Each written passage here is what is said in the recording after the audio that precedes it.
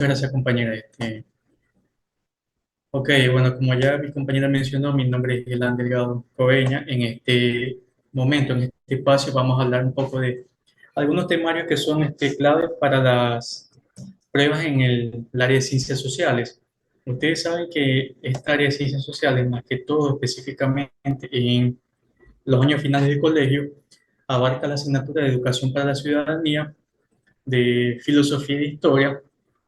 Entonces, igual por motivo de tiempo que no se alcanza en 2 horas dar todos los temas planteados, se han propuesto varias sesiones durante estas semanas que se van a abarcar algunos temas.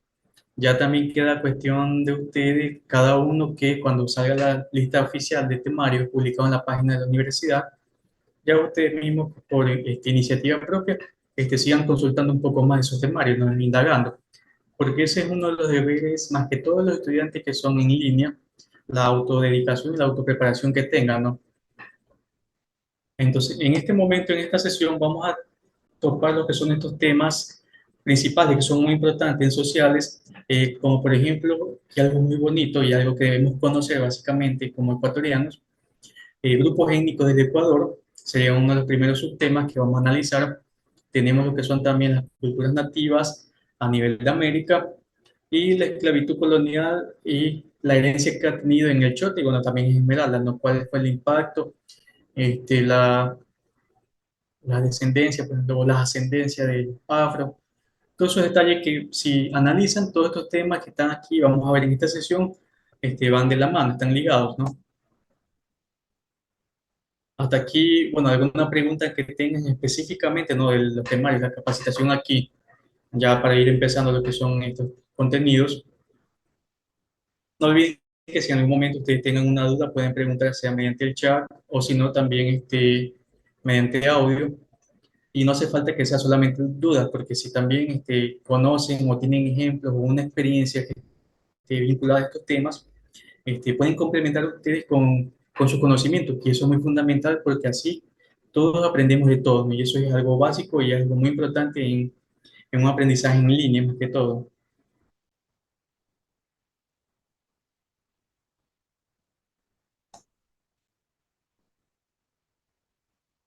A ver, vemos si no hay ninguna pregunta en el chat, únicamente de lo que es el contenido, ¿no? Ok. Como les mencioné en este primer inicio de la clase, en este momento, vamos a iniciar con lo que son el primer subtema que abarca lo que son las etnias en el Ecuador. En el caso que oficialmente reconocidas, hay 4 grupos étnicos, donde son, por ejemplo, los indígenas, que es el grupo que tiene una mayor población en el Ecuador, y bueno, básicamente en América también, este, perdón, esos son los mestizos, los indígenas, y de allí tenemos los hutus y los afroecuatorianos, ¿no?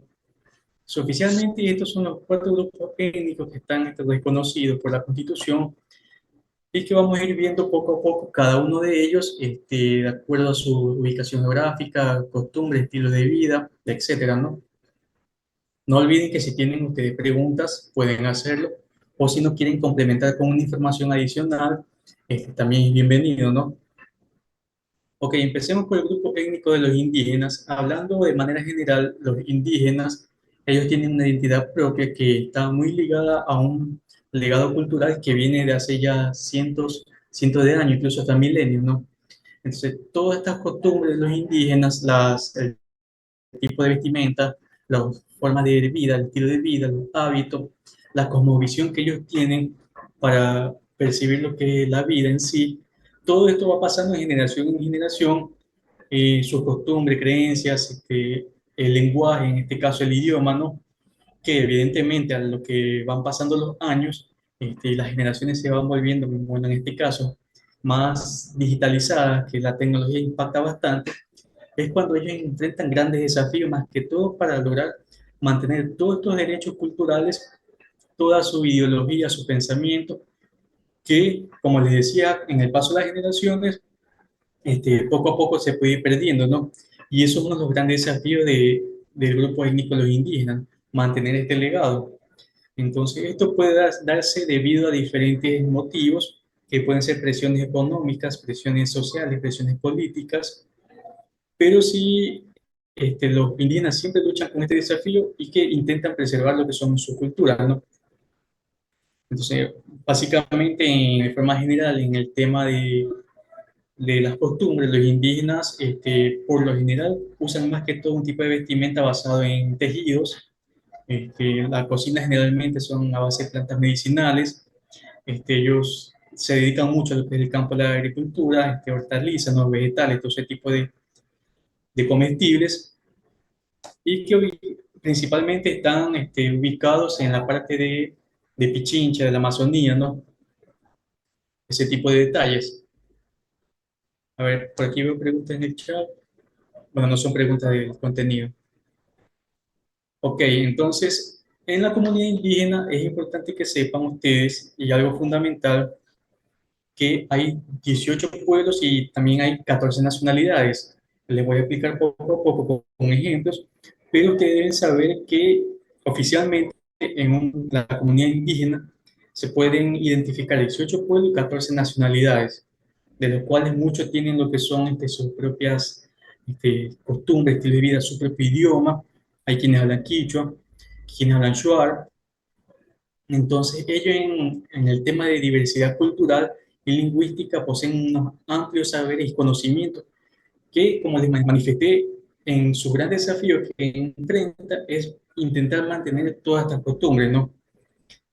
Quizás puede parecer un poco confuso lo que es el término, la terminología, ¿no? El concepto de lo que es pueblo con nacionalidad indígena, pero aquí les pongo una breve caracterización, un contexto simple de cómo pueden identificarlo. Por ejemplo, si hablamos a nivel de pueblo, pueblo ya se mantiene o es la identificación que se le da a un grupo que está basado a costumbres específicas, a un dialecto, a una ubicación geográfica o quizás actividades económicos, sociales. Pero también hay la nacionalidad indígena. Esta nacionalidad indígena, ¿verdad? Que hay un audio que está encendido. Un momento. Se come por nariz. Tiene que dormir semi-sentado, semi-sentado, con una almohadilla. Ok, había un audio abierto, los acabo de silenciar a todos, entonces si algún momento ustedes desean opinar, solicitan lo que es la activación del audio, ¿ok? O si no, lo hacen mediante el chat como les he manifestado. Bien, continuemos. Les decía que aquí hay una pequeña diferencia en lo que es esto de pueblo con nacionalidad, y en la nacionalidad indígena hay un detalle específico, algo que es fundamental para que uno pueda diferenciar, ¿no? Una nacionalidad indígena ya se basa en un grupo étnico que cuenta con un idioma propio. Entonces, y esta nacionalidad indígena puede estar integrado por varios pueblos. Yo les voy a presentar un ejemplo para que vayan más o menos teniendo una idea más clara en este detalle. Entonces, hasta aquí el momento, no olviden que hay 18 pueblos oficialmente reconocidos de los indígenas y 14 nacionalidades, que pueden ser 14 idiomas diferentes en la comunidad indígena. Mira, aquí está lo que les manifestaba en los ejemplos. Si hablamos de pueblo, están los pueblos, bueno, la comunidad quichua, pero hay una diferencia. De acuerdo a la ubicación geográfica, están los quichuas andinos y están los quichuas amazónicos, ¿no? Entonces, los quichuas andinos sí ya están ubicados más que todo en la zona de, bueno, la provincia de Azuay, Cañar y Babura. Este, y los quichuas amazónicos más que todo ya se van a la parte de Orellana, de Sucumbíos y de Pastaza, ¿no? Que generalmente se los conoce como, por ejemplo, Quichua Cañarí, Quichua Caranqui o Quichua Amazónico del Napo, de Pastaza. Esto sería básicamente un pueblo, porque son grupos étnicos que pertenecen a un mismo pueblo, pero viven en diferentes comunidades, ¿no? En diferentes ubicación geográfica en el Ecuador. En el tema de la nacionalidad indígena, veamos los ejemplos. La ubicación geográfica, la costa, ¿no? Están los Aguas, los Chachi, los Épera, pero se dan cuenta que la ubicación es Esmeralda. Sin embargo, cada una de estas nacionalidades tienen su lengua propia, ¿no? El agua, ellos van a hablar aguapit. Bueno, evidentemente quizás también hablen el castellano, el español, ¿no? Se dan cuenta que el agua tiene su idioma propio, bien los chachi también tienen lo que es el chapalachi, que es el idioma de ellos, nativo, Y en el caso de los EPERA, está ellos la enciclopedia. Des en cuenta que es una de las diferencias como que ustedes puedan basarse para que identificar o diferenciar lo que es pueblo con nacionalidad indígena. Entonces, en términos simples y concretos, una nacionalidad indígena ya es un grupo que abarca un idioma propio, ¿no?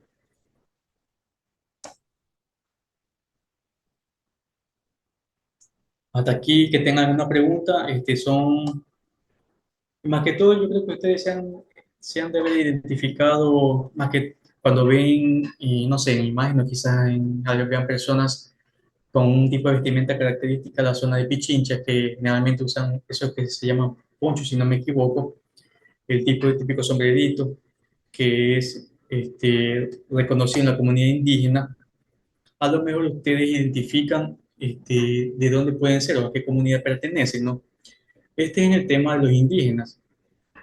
Ahora, aquí quiero hacer una pequeña dinámica. Quiero que los que están aquí presentes, estén activos, me vayan respondiendo en el chat. Supongamos que estamos ya en la prueba de admisión, ¿no? Y les sale esta pregunta.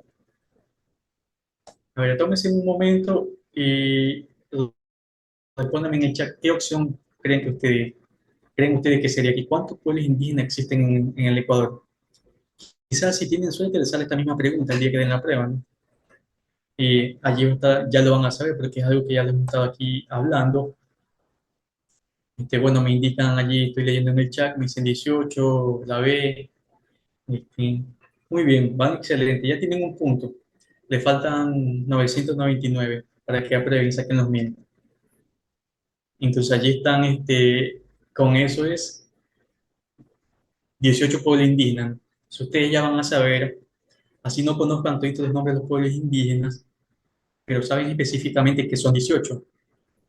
Por ahí vi uno que contestó la C. Bueno, allí tiene un punto menos, ya un punto perdido. Es una pregunta sencilla, quizás, como les digo, si tienen suerte, les sale esa pregunta. Ahora, hay 18 pueblos indígenas hasta el momento oficialmente reconocidos. Quién sabe si después de una semana este, reconozcan oficialmente uno nuevo y sea 19, ¿no?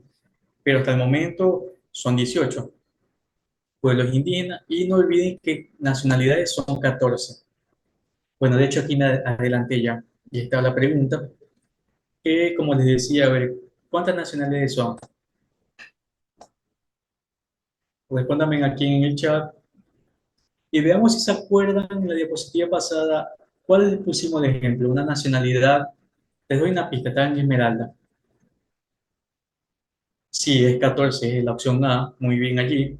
Llevan 2 puntos, ya le faltan 998, van muy bien.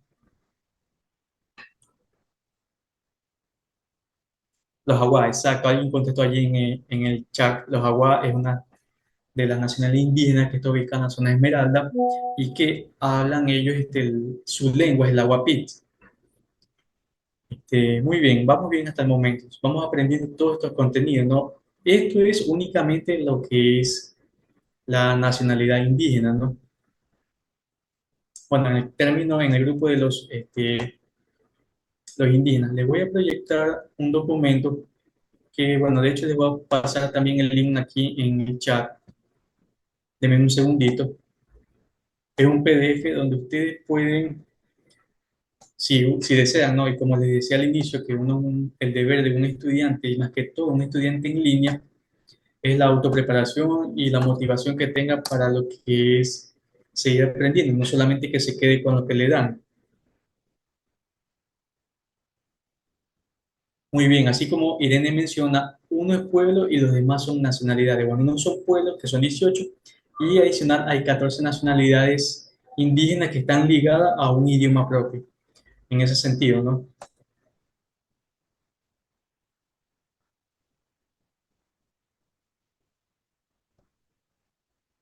Allí les acabo de compartir en el chat un lindo, un PDF, donde están,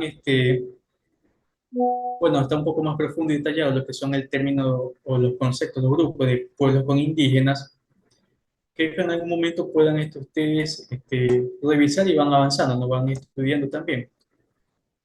Y no es necesario también que sea el único documento el que les acabo de compartir. También hay más documentos que ustedes pueden consultar en Internet. Es una buena Internet que en la actualidad nos permite tener un alcance a una diversidad de conocimientos bien amplia, ¿no?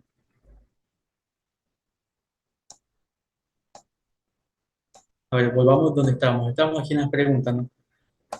Entonces, de forma general, eso es lo que es en el primer subtema, bueno, en el primer grupo étnico del Ecuador, que son los indígenas. Hasta allí, ¿tienen alguna pregunta o si no, algún comentario adicional que tengan que hacer? Quizás, bueno, escuchar a alguien que aquí era de Quito, a lo mejor quizás conozca personas o como esta comunidad indígena tenga conocidos. Recuerden que ellos principalmente están ubicados en la zona bueno, toda la zona de Pichincha. Ahora aquí hay una mano levantada de Javier. Adelante.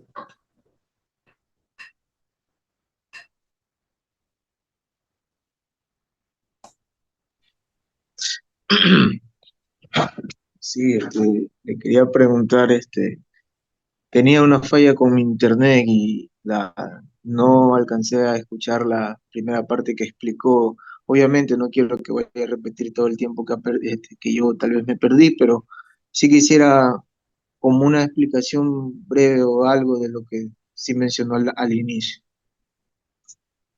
Listo, no hay problema. Lo fundamental y lo clave está en esto. Miren, si están viendo aquí la pantalla, ¿no? Eh, ¿Cuántos pueblos y cuántas nacionalidades hay? Hay 18 pueblos oficialmente reconocidos, pueblos indígenas, y 14 nacionalidades indígenas. Entonces, la diferencia está en esto, en que una nacionalidad de un pueblo ya abarca lo que es un idioma propio también.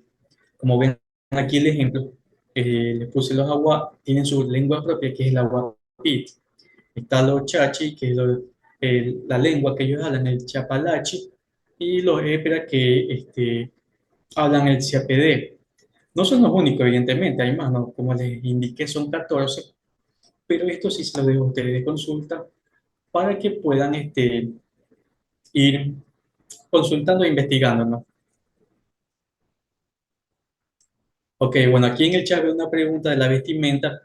Eh, los indígenas tienen vestimenta propia, pero hay un detalle con los españoles que eso lo voy a mencionar en el siguiente grupo étnico, los mestizos, ¿no? Allí les explico ese detallito. Pero generalmente los indígenas tienen vestimenta es muy propia del lugar, muy que se identifica, o la característica es muy de lo que las comunidades indígenas, ¿no? Ok, entonces, de aquí viene lo que es el término de, ya pasando este grupo de los indígenas, vienen los mestizos, y aquí viene el detalle de las vestimentas con los españoles, ¿no? Ok, empecemos aquí.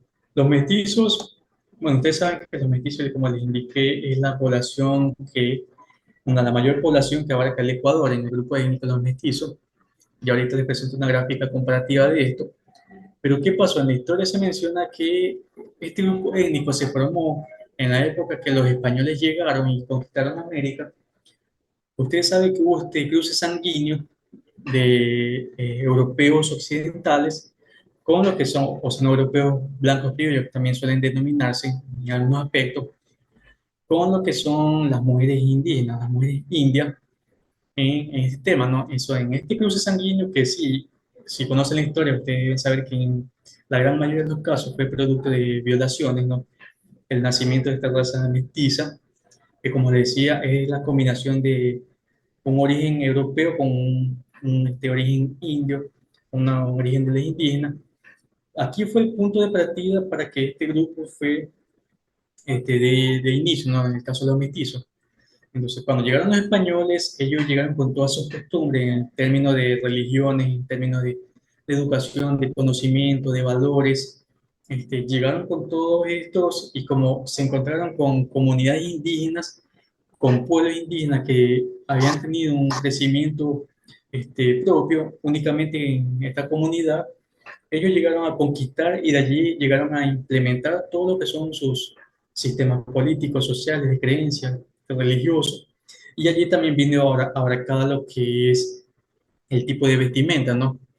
que evidentemente con el paso de los años fue adoptándose un poco de acuerdo a al avance de la sociedad, ¿no? Porque, mire, yo les pregunto a ustedes, en la actualidad nos vestimos básicamente con muchísimas personas, con buenas camisetas, camisas más largas, un jean, que es lo que está más que todo en la actualidad apegado a a la época actual, digital. Pero ¿qué pasaría si ustedes ven una persona que se viste con los pantalones, que la parte de abajo es bien ancha? No sé si ustedes me pueden mencionar a qué época pertenece lo que es esa cultura, ese tipo de forma de vestir, que los pantalones siempre la parte de abajo era bien ancha, generalmente los hombres tenían cabello largo, como está por aquí, entonces no sé si alguien puede identificar más o menos qué época, vale, perfecto, ahí me dicen en el chat, a los 80. Entonces, des en cuenta que a medida que va pasando lo que es los ya en parte también, en la actualidad ya no se ve algo. Quizás sí por ahí a alguien le guste, ¿no? Que de hecho sí hay personas que todavía les gustan los 80 y la época de ese estilo, pero a medida que va pasando los años se va adaptando y se va transformando un poco el estilo de vestimenta. Y cuando los españoles llegaron, ellos también llegaron con todas sus costumbres, su forma de vestir, y poco a poco los indígenas lo fueron adaptando, ¿no? Bueno, más que todos los mestizos, analicen aquí la imagen, ven que un español, un blanco, con una mujer indígena, tienen un hijo. Les puse esta imagen porque aquí hay un significado especial. En esa época estaba, bueno, había mucha lo que este tema de la esclavitud, de la discriminación, este racismo, bastantísimo, estaba bien fuerte en esa época, a mediados del siglo XV. Entonces, cuando llegaron los españoles, conquistaron y, bueno, comenzaron a tener las violaciones y tener hijos, se formó la raza mestiza. Los niños que generalmente quedaban con la mamá indígena y el papá los abandonaba, estos niños se los denominaba como niños bastardos o si no, niños ilegítimos. ¿Qué pasaba con un niño mestizo y una mamá indígena? Ese niño no iba a tener oportunidades en la sociedad para una educación, para participar activamente con algunos derechos políticos, sociales, porque, bueno, las creencias de ellos, un hijo, un niño mestizo que no era reconocido por el papá español, era ilegítimo, era bastardo, ¿no? Ante la sociedad.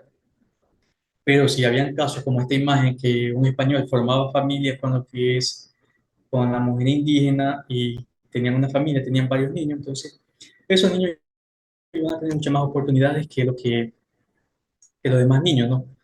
Entonces, como dice Nietzsche, habían que casarse para que esa familia pueda prosperar. Pero en eso únicamente pasa más que todo en el tema de los españoles, bueno, los varones con mujeres indígenas, porque también estaba bien fuerte el tema del machismo en esa época. Y, por ejemplo, si una mujer española, ella le gustaba algún indio, algún negro, y se metía con esa persona, con ese indígena negro, iba a ser discriminada en la sociedad, porque para esa época, que una mujer española se meta con un negro o con un indígena, iba a ser mal vista y iba a ser rechazada por toda la sociedad. Entonces, vean ustedes que ese tema de creencias del machismo estaba bien fuerte en esa época, pero no pasaba con los españoles, con los varones. A ellos sí les permitían formar sus familias, pero a las mujeres no. Y de allí vinieron ya todo este tema de las oportunidades que los mestizos comenzaron a establecer. La raza de los mestizos fue más que todo un punto de conexión de diferentes culturas y puentes de diálogo y saberes interculturales. Aquí es importante porque aquí ya comenzaron, por ejemplo, los españoles comenzaron a introducir todo lo que son los valores, comenzaron supuestamente a educar con lo que es de la religión, ser católico y todo eso, ¿no? También igual, ustedes saben que cosas malas como mataron, las violaciones, que robaron también, detalles así. Pero también este cruce sanguíneo permitió un avance en la sociedad y que se iban a dar nuevas oportunidades por el tema de la combinación de diferentes culturas, ¿no? Y uno de los grandes desafíos, más que todo en esa época de los grupos los mestizos, es que generalmente estaban expuestos mucho al tema de racismo, ¿no? A discriminación. más que todos los niños que no eran reconocidos por el papá español. Y el tipo de vestimenta, bueno, más que todo, con el tiempo fue adaptándose. Evidentemente, antes que llegaran los españoles, los indígenas tenían vestimenta propia, que estaban muy asociadas a culturas, por ejemplo, maya, inca, que más adelante hablamos un poco de eso. Pero con la llegada del español y como les decía, con el avance del tiempo, los años, las generaciones, poco a poco se fueron adaptando a este tipo de vestimenta, los hábitos y las costumbres, ¿no? Todos esos detalles, ¿no? Incluso llegó lo que es el idioma también, que es uno de lo que es, gracias al, bueno, al término del intercambio cultural de conocimientos, es que podemos hablar español. No sé si han analizado ustedes que en América, bueno, más que todo América del Norte, en Estados Unidos y Canadá, allá hablan inglés. ¿Qué pasó allá? Allá llegaron los ingleses. En Brasil llegaron a conquistar portugués. Entonces, por eso es que estas diferentes zonas de América tienen distintos idiomas, inglés, portugués, el español, porque llegaron conquistadores de diferentes zonas de Europa y bueno, con ellos trajeron todo lo que son sus costumbres y detalles así. ¿Hasta aquí alguna pregunta o algo que quieran comentar de lo que es los mestizos? Hasta el momento hemos visto, haciendo una breve síntesis, hasta el momento hemos visto dos grupos étnicos de Ecuador. Los indígenas, que cuentan con 18 pueblos y 14 nacionalidades, queda a deber, les dejo de deber para ustedes que ya su tiempo libre consulten un poco más si quieren aprender, evidentemente. Y el segundo grupo étnico, que es los mestizos, que es el grupo étnico que hay mayoría en el Ecuador. Sí, Henry, la mayoría en el Ecuador se autoidentifica como un mestizo. Y ahorita les presento una gráfica comparativa y cuando terminemos estos grupos étnicos les doy como una idea general de por qué nos autoidentificamos como mestizos. Entonces ahí vamos a ver este tema, ¿no? Bien, en el tema de los, o más bien en el grupo de los afroecuatorianos, generalmente hay una historia de cómo se formó esta raza, ¿no? Afro. La historia menciona que los libros de historia, más que todo, que en una época hubo un navío que, bueno, personas europeas, ellos iban a África y secuestraban a las personas y las vendían como esclavos, ¿no? Entonces estos esclavos llegaban, eran vendidos para lo que es el término de lo que son esclavitud, para reemplazar a los indígenas o a los indios que morían en las actividades que los obligaban, ¿no?, a hacer. De aquí, esa fue la historia donde el primer barco, supuestamente esclavos de africanos, llegaron al Ecuador, específicamente ¿dónde? A la zona de Esmeralda. ¿Qué pasó? En el transcurso de venta, porque ese esclavo, ese barco tenía este destino a Lima, iban a ser, todos esos esclavos iban a ser vendidos para allá. Pero llegó a la zona de Esmeralda y se detuvieron un poco a abastecerse de alimentos y, bueno, municiones, todo ese tipo de detalles. En el momento que estaban allí, se habían detenido en Esmeralda, bajaron todos los dueños, ¿no?, a abastecerse de alimentos y, como les decía, provisiones.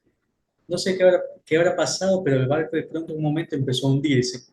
Entonces, en todo este caos que se generó por el hundimiento, porque los dueños del barco lo que quisieron era recuperar sus cosas, salvar todo lo valioso, es donde este grupo de esclavos africanos que iban a ser vendidos aprovecharon esta oportunidad y escaparon. Y ellos se ocultaron en la selva de Esmeraldas. Entonces, allí es donde se menciona que pudo ser el origen aproximado o el origen exacto de esta comunidad afroecuatoriana, con este grupo de esclavos que se escapó, se ocultó y evidentemente con el tiempo este, se unió con las mujeres ecuatorianas, con los hombres ecuatorianos, y es donde tuvo origen de lo que es la comunidad afro. Entonces, esta comunidad, esta población afroecuatoriana principalmente está ubicada en la zona de Esmeralda y en la zona del Valle del Chota, ¿no? Y la comunidad, el grupo étnico de los ecuatorianos generalmente tienen lo que son grandes aportes a nivel cultural, por ejemplo, a nivel musical, no únicamente aquí, en diferentes disciplinas. No sé si ustedes han escuchado, por ejemplo, Bueno, hablemos del tipo de gastronomía, ¿no? En Esmeraldas los platos son más que todo basados en marisco, ¿no? Eso es clásico, el verde con maní o el verde con salprete, es algo muy característico de Manabí.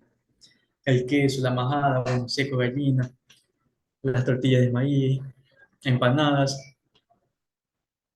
Perfecto, entonces sí, ya de tantas comidas que mencionaron, hasta ya me dio hambre. Pero básicamente es así. Hablando de los indígenas, sus platos están basados más que todas las hortalizas. En Esmeralda, en los afros, ya se basan en los mariscos. Y en cambio, en los montuyos, este grupo étnico ya su tipo de comida, de alimentación, ya es lo que ustedes me están mencionando básicamente, que es lo más clásico, ¿no? En estas comunidades. No olviden eso, lo que les mencioné al inicio. Este grupo, los montuyos, oficialmente están reconocidos como un grupo étnico desde el 2001. De allí están oficialmente reconocidos, ¿no?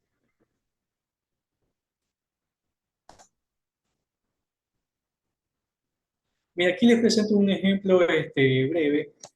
Igual si desean les paso una captura de pantalla, más que todo en la comparación de gustos musicales, los géneros musicales que escuchan cada grupo étnico, generalmente, ¿no? Porque igual uno puede escuchar el que le guste. Pero si hablamos, por ejemplo, los Montuyo, algo muy característico en ellos, muy clásico, y que los identifica bastante, son los amorfinos, ¿no? Entonces, los afro, como les manifesté, está la bomba, que es un tipo de género musical del chota, muy típico de allá, en Esmeralda la marimba, ¿no? Y en los mestizos, bueno, ya música más que todo occidental, europea, o sea, música clásica, pop, baladas, reggaetón, no sé, ese tipo de música, todo un poco. En los indígenas están lo que es, por ejemplo, este, este tipo de fiesta de zanzas y así, ¿no? Entonces, si ustedes gustan, ya les digo también un segundo deber, si desean, ¿no? También escuchar todo este tipo de música que a la larga también nos permite tener un conocimiento más amplio en estos grupos, ¿no?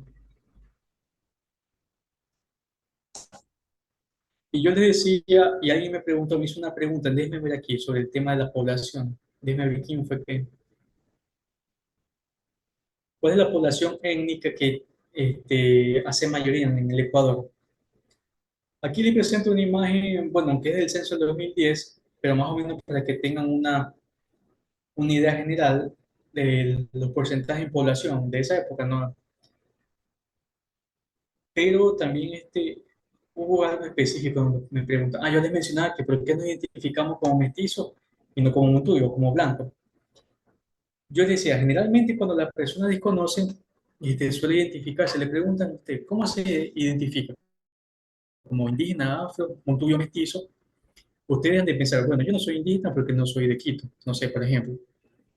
Tampoco soy afroecuatoriano porque no soy de Esmeralda, o del Chota. Y hace lo que primero que hace, bueno, mi piel es blanca, seguramente soy blanco y se identifica como lo que es el grupo étnico de los blancos, que está aquí, más o menos un 6%. Pero ¿cuál es el detalle con este grupo étnico de los blancos? Por lo general, los blancos se los considera blanco a alguien que tiene ascendencia netamente europea, es decir, que su papá y su mamá son españoles, no sé, son de Europa básicamente.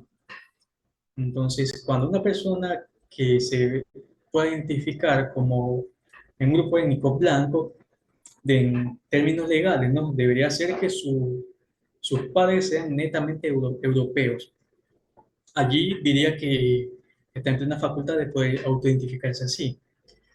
Pero en la mayoría de los casos, a veces por desconocimiento también nos autoidentificamos como mestizos, que como ustedes ven aquí en esta gráfica comparativa, hay más del 70% de la población ecuatoriana en el 2010, esta imagen del 2010 del censo, se contabilizó que más del 70% se autoidentificó como población mestiza.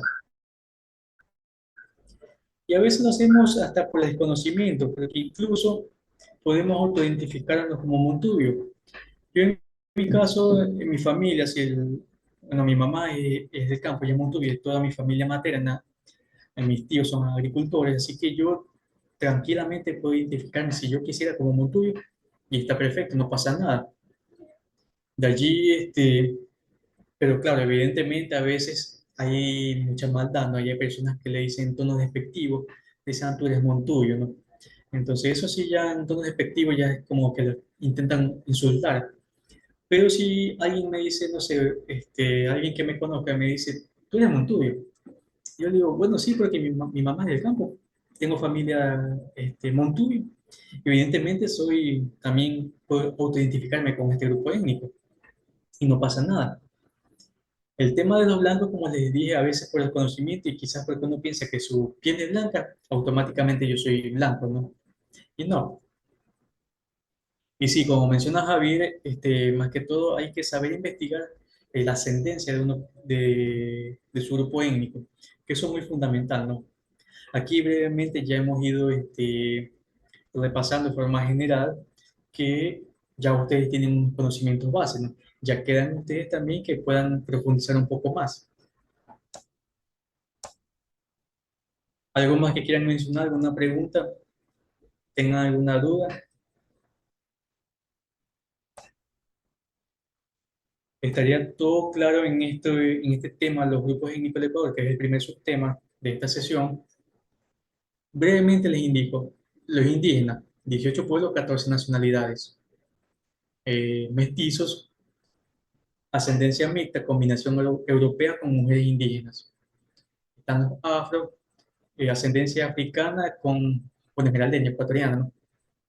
Y están los montubios, que ya puede ser una combinación mixta, o sea, de ascendencia europea, de ascendencia mestiza, y también lo que puede ser con ascendencia indígena. Y bueno, y como les indiqué, el blanco, que también se lo conoce a veces como blanco criollo.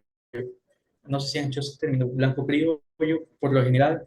Y el conocimiento que yo tengo es que son aquellas personas que su ascendencia es netamente europea. Y aquí hay un mínimo porcentaje que se autoidentifica como otros, no sé qué habrán pensado, quizás pensaban que eran alienígenas o no sé, saiyajines, pero bueno, ya queda en ello, ¿no? Perfecto, hasta aquí todo claro en este tema de los grupos étnicos, no hay dudas o comentarios que puedan añadir.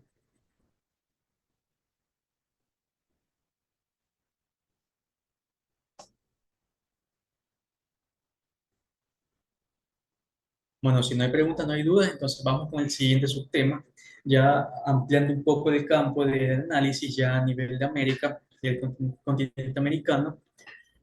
Hablemos un poco de las culturas nativas y las más principales, o sea, las más reconocidas en América, que son los mayas, los incas y los aztecas, ¿no? Hablemos generalmente de ellos un poco en diferentes campos. ¿Cuáles fueron sus principales aportaciones en lo que todos coinciden en estas culturas? Por ejemplo, la influencia que tuvieron, que fue muy fuerte, fue en la matemática, en el tiempo, o sea, en los calendarios, y también en la profecía, ¿no? Y en la sociedad, de forma general. Y ya les explico por qué en la sociedad. Verán, aquí hay frases típicas que se los puede reconocer o se los puede mencionar. Por ejemplo, sus aportes.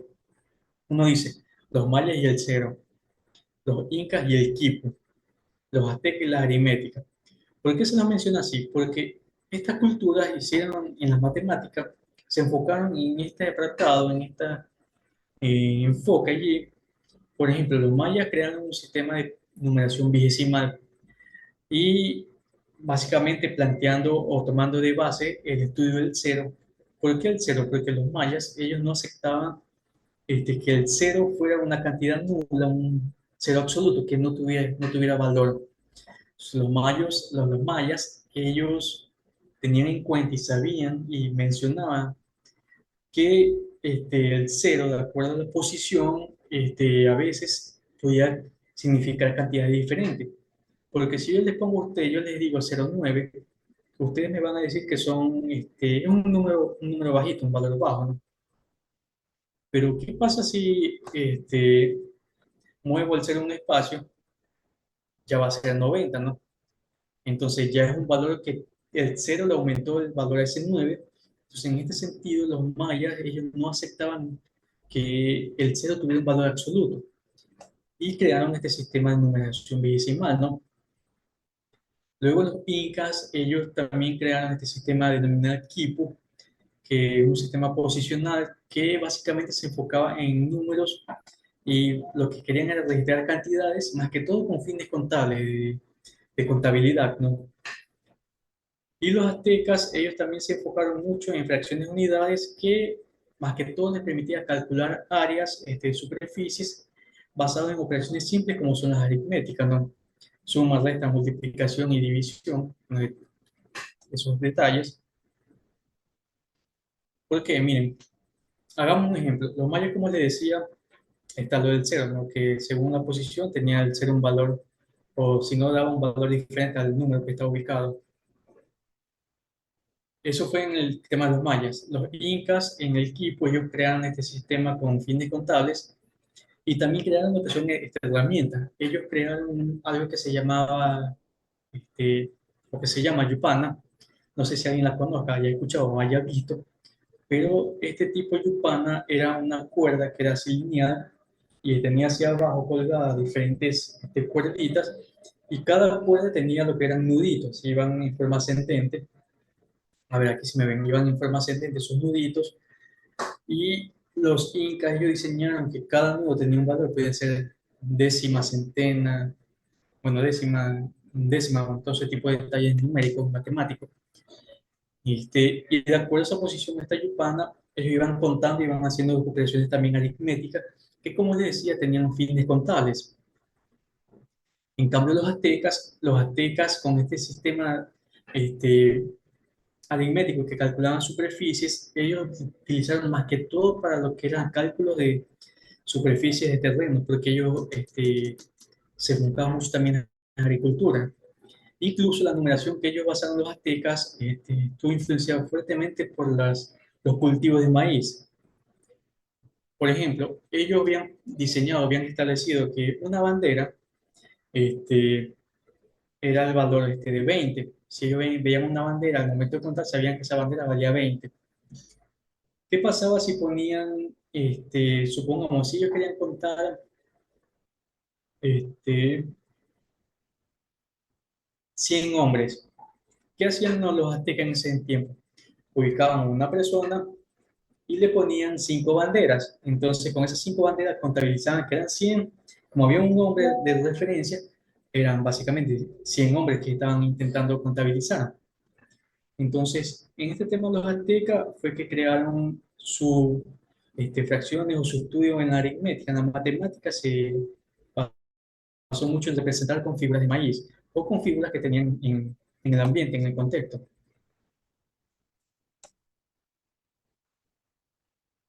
Ok, eso es en el tema de las matemáticas, pero no solamente fueron estos aportes en el tema de las matemáticas, también hicieron este aporte a nivel, como se mencionó en la diapositiva pasada, a nivel de tiempo y calendario.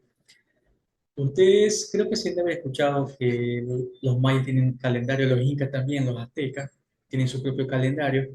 De hecho, hay comunidades, bueno, estas culturas, los mayas tienen dos tipos de calendario, uno que se llama Solkin y uno que se llama Ha, que los días son diferentes, o sea, se cuentan los días de una forma diferente, los incas igual, los aztecas sí mismo, y en estos calendarios también están plasmadas diferentes figuras que tienen una simbología y un significado propio, ¿no? Que de acuerdo a la escritura maya o a los incas, que ya ellos conozcan ese idioma, van a saber identificar qué es lo que significa cada frase. Miren, el tema de los calendarios, los mayas más que todo, al menos las personas que ya somos de más de 25 años en adelante, quizás tengamos noción o tengamos recuerdo de qué pasó en el 2012, que hubo un caos mundial, que supuestamente que tenía que ver con los mayas y un calendario y el fin del mundo, que era el 21 de diciembre del 2012.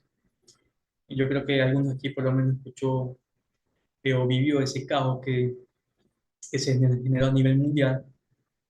Pero ¿cuál fue la explicación, en parte científica, pero que tuvo una explicación? Bueno, allí el fin del mundo que se planteaba que según el calendario maya, como mencionan allí, que era el 21 de diciembre del 2012, el detalle fue el siguiente. Los mayas y bueno, estas culturas nativas, ellos el tiempo no lo veían en un sistema lineal, que o sea, año por ejemplo, 2011, 2012, 2013, 14, ellos no veían el tiempo de esa forma, sino que ellos veían el tiempo en forma de ciclos que tenían un punto de inicio y tenían lo que es un punto de fin. Entonces los mayas se generó este caos mundial porque sí, había una predicción supuestamente en el calendario de los mayas que el 21 de diciembre del 2012 era el fin del mundo, pero no es así, sino que desde la perspectiva maya, la cosmovisión que ellos veían en el mundo y de acuerdo a su calendario cíclico, el 21 de diciembre del 2012 finalizaba un ciclo que contabilizaba 5.125 años en el calendario maya, que es un calendario que se llama de conteo largo. Entonces ese calendario había nacido antes de Cristo y casualmente el 21 de diciembre de 2012 es donde daba fin, llegaba el fin de ese ciclo y según los mayas se reiniciaba un nuevo ciclo, que son ya creencias de ellos, no las costumbres. Entonces, sí, por desconocimiento de la sociedad, a veces también por personas que, o no sé, medios mundiales que buscan en cierta forma vender humo, generar caos a nivel mundial, comenzaban simplemente a decir, es el fin del mundo, los mayas hicieron la predicción, bueno, no sé, todos vamos a morir supuestamente. Hicieron hasta una película, pero no fue así, solamente fue una explicación que en el calendario maya era el fin de un siglo para ellos, para su cultura, y se generó todo ese caos mundial. Los incas también, los incas también tenían un calendario que era basado a 12 lunas, que para ellos cada luna te representaba un mes. De hecho, ellos habían diseñado una especie de monumento que era así lineal, con ciertas protuberancias. Pero ¿qué significa? Cada una de estas protuberancias eh, lo ubicaron frente por el lado donde sale el sol. Entonces, de acuerdo a la época del año, el sol se iba moviendo, saliendo diferente, iba marcando una de estas protuberancias. Entonces, los incas con eso sabían en qué época era época de cultivo, qué época era de sequía, qué época, no sé, era de fiestas, detalles así, ¿no? Entonces, con todos estos conocimientos y en sus culturas nativas, ellos fueron diseñando todo este tipo de comunicaciones, de información, de conocimiento a la sociedad. Y ahí fue donde el impacto que tuvo lo que es las profecías en la sociedad y en todos sus conocimientos, ¿no? Y los aztecas básicamente también, como les decía, ellos se enfocaron mucho en las fracciones de unidades, también tenían sus calendarios, este, ellos tenían su propio sistema de escritura y por lo general la principal característica que los identifica es que ellos se enfocaron en cálculos de área de superficie basada en campos de cultivos. Miren, en la actualidad, yo les mencioné la yupana de los que son los incas. En la actualidad es algo que se sigue usando, pero ya de una forma actualizada. La yupana les indiqué que es una cuerdita, como con cuerdas hacia abajo y con nudos, pero en la actualidad ya evolucionó en cierta forma y se usa en las escuelas. No sé si alguien sepa, a ver, quiero ver si alguien sabe qué es lo que se usa en la escuela, que es como una evolución de la yupana, de lo que usaban los incas en esa época, no sé, cientos de años.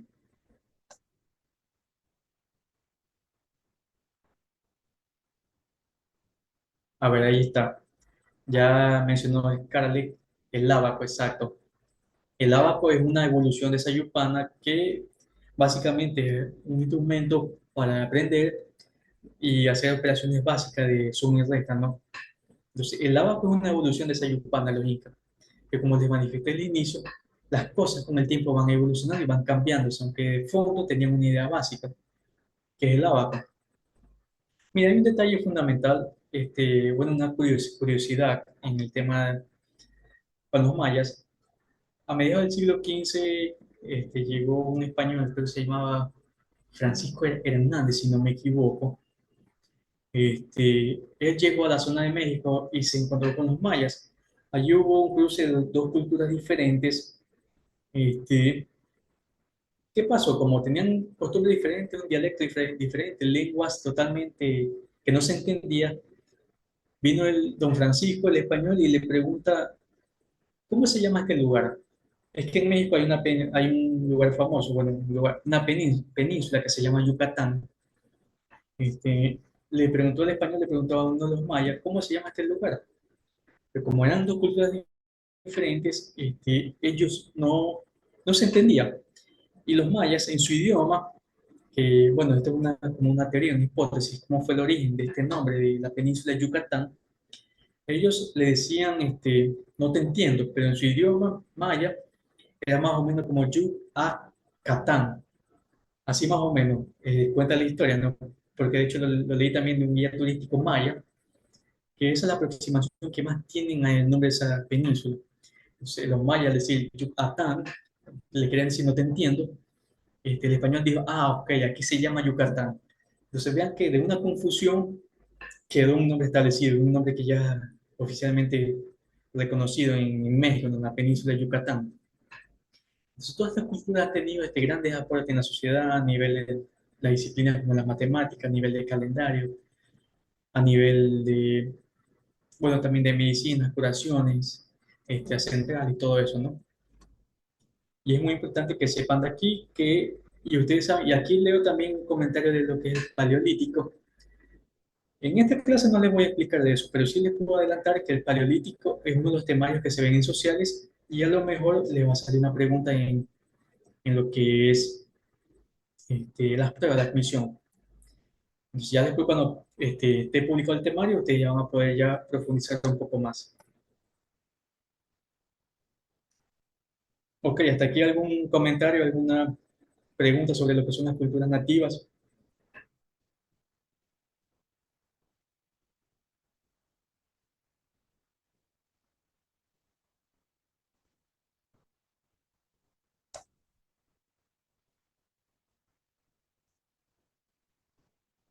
No hay preguntas. Todo claro, entonces voy a asumir. Y como siempre me manifiesto, no se queden únicamente con lo que este, les da el profesor, cualquier profesor. Ustedes también pueden investigar una vez tengan el temario.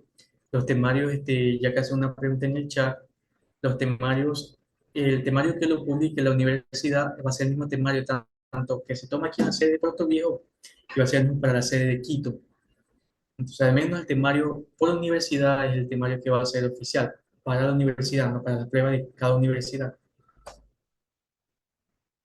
A ver, adelante.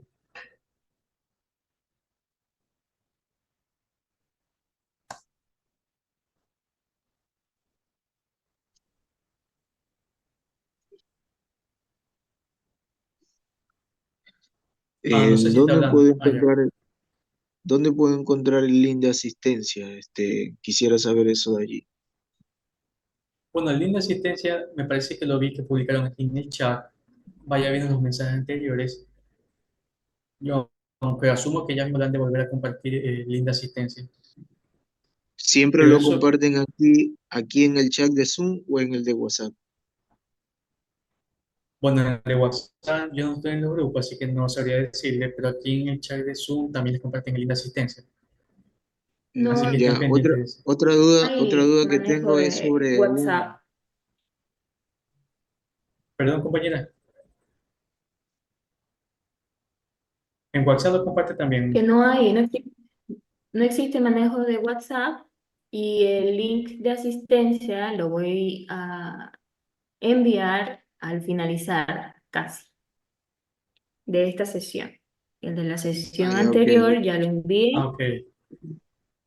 entonces, para que no firmen antes. Ok, gracias, compañera. Importante que menciona eso. Hago un paréntesis aquí en la explicación. Seguramente hay muchísimos grupos de WhatsApp que digan, no sé, pruebas UTM, temarios UTM, admisión. Incluso a veces, es importante que lo sepan, incluso a veces hay personas que venden humo básicamente y te dicen, tengo las preguntas de la prueba de admisión, te las vendo, no sé, no caigan en eso, nadie tiene una pregunta de admisión aquí. Si hay personas que están promocionando supuestamente unas preguntas que les van a salir, no crean, son personas que quizás quieran estafar, van a perder ustedes su dinero. Porque les digo, ¿qué pasa? Que la universidad, previo a las pruebas, algunos días habilita un simulador y alguna persona viva hace, ¿qué va a hacer? Copia las preguntas y las vende. Entonces pone esos títulos, preguntas filtradas de la UTM, no sé, algo así. Entonces, ya que están aquí, mencionó la compañía del tema WhatsApp, no hay WhatsApp oficial de esto. únicamente son estas capacitaciones aquí en Zoom, los links que se les envíen, no caigan en ese tipo de engaño que hay bastante en internet que se da. Eso de allí, ahora que mencionó eso, bueno, ya aproveché para mencionar ese tema de allí. Así es, compañero. No sé, recuerden que todo es gratuito. Exacto. No Todo es existe gratuito ningún aquí. valor. De parte de la universidad, las capacitaciones son gratuitas, ustedes ya están comprobando, no se cobra nada, y si alguien le viene a cobrar por algún tema de preguntas o algo, no caigan en eso, no se dejen engañar. Y sí, la clase tiene un tiempo máximo estipulado, terminar a las 6, no sé, también depende, puede que termine minutos antes, depende de lo que los contenidos. Grupo de WhatsApp no se está mandando por aquí, todo les llega a ustedes por correo, y bueno, los chats dicen, en el caso de la asistencia, se pasa aquí al final la compañera. Ok, continuemos para ir avanzando. Y ya con el último subtema de lo que es la esclavitud colonial en términos de lo que es, más que todo la herencia que tuvo y el impacto en el Chote en Esmeralda, que esto está muy ligado con lo que es la comunidad, con el étnico de los afro. Generalmente, como les indiqué, los esclavos que iban a ser vendidos y que eran vendidos en diferentes partes del mundo, los esclavos africanos, la primera llegada de Ecuador fue en la zona Esmeralda. Y allí fue donde se formó toda esta comunidad afroecuatoriana, que como les decía, venían en calidad de esclavos para reemplazar a los indígenas que morían en actividades que, bueno, que también estaban en condiciones de esclavos. Entonces, hablando de la manifestación cultural, ya como les he manifestado un poco previamente, el impacto que tuvo esta comunidad a nivel de gastronomía en Esmeralda son los mariscos, pero en el Chota sí ya es, un momento, creo que ya, bueno, ahí sigue el Chota. En Esmeraldas es a nivel de marisco, ¿no? Platos típicos del mar, ¿no? Hay un plato típico en Esmeralda, no sé si alguien me lo menciona, alguien lo conoce, que fue famosísimo, un plato muy famoso de Esmeralda. Está a nivel de música, danza, está la marimba, como les decía, una fiesta muy típica, que también de hecho es un instrumento, la marimba. Y el tipo de vestimenta de los esmeraldeños siempre está llena de lo que son colores vivos, ¿no? Entonces, bueno, en el chat veo que ya mencionan que es el enfocado. Bueno, yo como no soy esmeralda, no conozco mucho esa comida, veo que mencionan también el tapao, imagino que un plato típico de allá. Entonces, miren, todo este tipo de platos típicos únicamente se ven en Esmeralda, donde es más común verlo, ¿no? Ceviche, que también todo tipo de ceviche, me imagino, de cualquier tipo de mariscos. Entonces, eso es importante saber. A diferencia de lo que es la comunidad de el Chota, que también es una comunidad afro, pero porque su ubicación está en la zona de la sierra, ellos ya no tienen mar, básicamente, quizás quienes puedan acceder, bueno, bajando la costa, pero su gastronomía se basa más que todo en productos de agricultura. Allá la fiesta típica es la bomba, que es como un equivalente a la marimba, que de igual forma también ellos tienen lo que son su vestimenta, es un tipo de colores vivos, colores llamativos, que eso es muy característico en las personas esmeraldeñas. Quizás ustedes, bueno, en la del Chota, ustedes ven una persona de esmeralda, una persona afro, y se darán cuenta que su vestimenta es muy llamativa, quizás vestida de blanquito o con colores muy vivos, que es algo que ya propio de ellos con su manifestación cultural. Entonces, hay un detalle en este tema, bueno, hace cientos de años, cuando se estaba el tema de la esclavitud, se generó lo que es todo este tipo de resistencia, ¿no? Contra la lucha contra la esclavitud. Entonces, habían estos denominados quilombos y palenques. ¿Qué eran estos quilombos y palenques? Básicamente eran asentamientos de esclavos fugitivos que con el paso del tiempo se convirtieron en personas líderes y símbolos de resistencia frente a lo que era el sistema esclavitista, ¿no? Aquí le dejo un deber más, les voy a dejar un líder esclavo famoso que se llamaba Antón. No sé si aquí les dejo para que ustedes, si desean aprender un poco más de él, lean un poco de su biografía, pero él fue uno de esos líderes en esclavitud, bueno, para luchar contra la esclavitud, muy famosos en la historia aquí de estos asentamientos y estos quilombos y palenques, ¿no?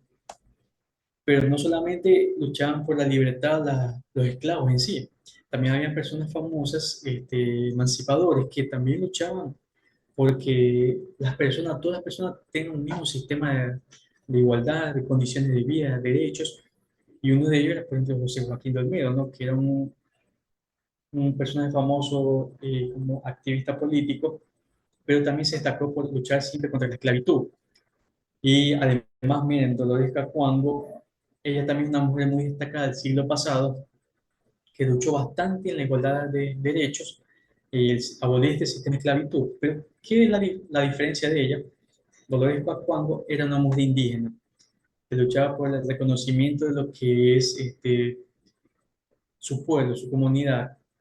Entonces, y además, Dolores Cacuango fue una mujer muy importante en la historia porque fue una de las primeras fundadoras de escuelas bilingües donde se enseñaba lo que era el español con lo que es el quichua. Son personajes muy famosos en la historia y que siempre es bueno leer un poco de eso, conocer un poco de la historia. Y ya oficialmente en el gobierno de José María Urbina, siendo más concreto, una fecha específica, el 24 de julio, que de hecho fue hace unos días, el 24 de julio de 1851 fue donde en este gobierno José María Urbina abolió el sistema de esclavitud. O sea, hasta allí hubo los esclavos, ¿no? Todas estas actividades esclavitistas. Entonces, yo sí les digo, bueno, aquí no olviden, fecha muy importante. Este, es importante saber eso de allí. Bueno, y las consecuencias de lo que es la esclavitud o característica, básicamente se enmarcaba en explotación laboral, que generaba grandes ciclos de pobreza, porque ustedes saben que un esclavo no recibía los beneficios apropiados, lo que debe recibir, y también se beneficiaban únicamente todos los comerciantes, ¿no? Los que tenían a las personas esclavas de forma general, no eran quienes se llevaban la mayor parte de la riqueza en este tema de la esclavitud, ¿no? Así que hasta aquí, ¿alguna pregunta? ¿Alguna duda? Porque básicamente hasta aquí serían los contenidos de esta sesión de hoy día. Que, bueno, viendo la hora, vamos a terminar un poco más temprano. Y les dejo una frase de Galileo Galilei: la mayor sabiduría que existe es conocerse a uno mismo. ¿En qué se basa o qué se fundamenta esta frase? En que una persona cuando se pone a prueba en los desafíos, cuando realmente se conoce hasta dónde llegan sus límites. Entonces quizás ustedes, si van a la prueba por primera vez, puedan sentirse que puedan tener ese temor a que van a fracasar, puedan tener ese miedo a que no van a pasar o no van a estudiar. No sientan eso, más bien tengan confianza en ustedes mismos, prepárense con los temarios cuando estén publicados, que va a salir en la página de la universidad más adelante, y de allí tengan fe de que lo van a lograr, que creen en sus capacidades. Como dice aquí, cuando uno se conoce a sí mismo es cuando pone a prueba sus capacidades, las lleva al límite, al máximo.